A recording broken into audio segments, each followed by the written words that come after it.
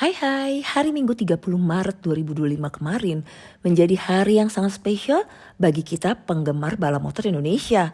Kenapa? Kita kulik di sini. Bisa dibilang hari ini penuh dengan aksi dan kabar membanggakan karena banyak pembalap Indonesia yang tampil di kejuaraan dunia. Saat ini pembalap yang ada di kejuaraan dunia tertinggi adalah Mario Aji di kelas Moto2. Dan Mario Aji baru aja mencetak sejarah berhasil finish di posisi 10 besar, tepatnya di posisi ke-9. Hasil ini bukan hanya bagus tapi luar biasa banget mengingat sirkuit of the America sangat menuntut secara fisik. Apalagi Mario masih dalam masa pemulihan cedera bahu yang belum 100% fit nih.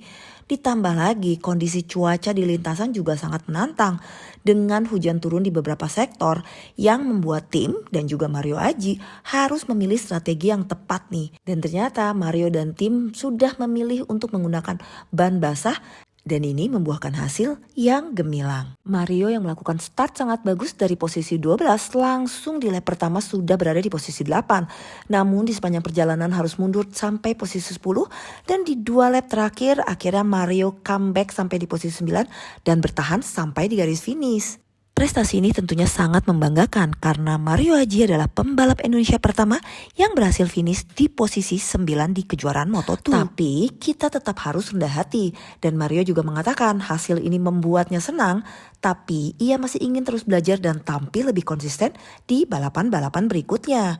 Kita lanjut ke kejuaraan World Super Sport di mana ada Aldi Satya Mahendra yang di race 2 ini mendapatkan poin dengan finish di posisi 15. Jadi Aldi telah mengumpulkan sebanyak 4 poin dari 2 race yang telah diselenggarakan.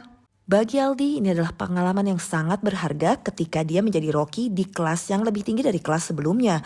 Dan ini membuat Aldi semakin bisa memahami bagaimana cara mengendari motor yang baik agar bisa bersaing dengan pembalap lainnya. Di World Super Sport 300, 2 pembalap Indonesia juga menunjukkan potensi besar. Felix dan Faerozi telah menyelesaikan race 2 meski dengan cerita yang berbeda. Felix memulai balapan dari posisi ke-18 namun mampu mendorong ke depan sampai akhirnya finish di posisi 7.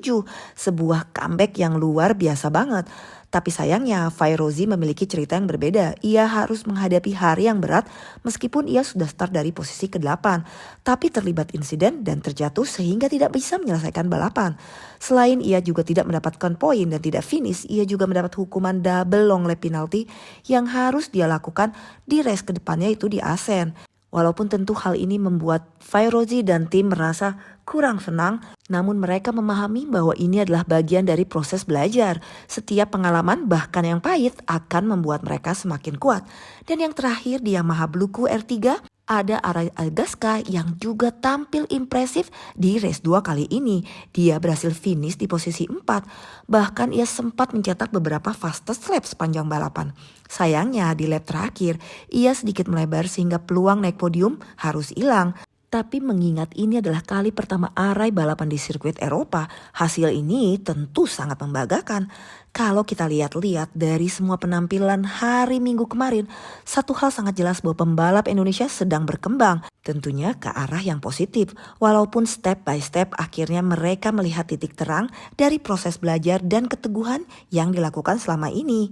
Jadi makin seru ya nonton balapan sekarang, soalnya banyak pembalap Indonesianya, keren-keren lagi. Menurut kamu? Terima kasih sudah mendengarkan.